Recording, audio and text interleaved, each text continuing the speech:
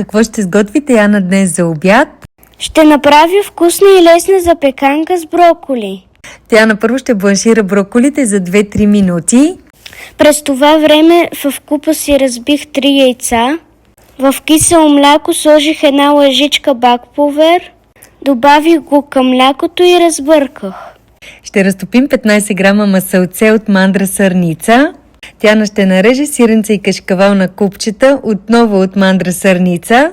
Защото вкъщи ядеме само от тях и са много вкусни.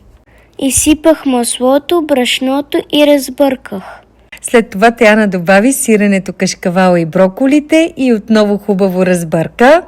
Намазних тавичката с масло и изсипах сместа.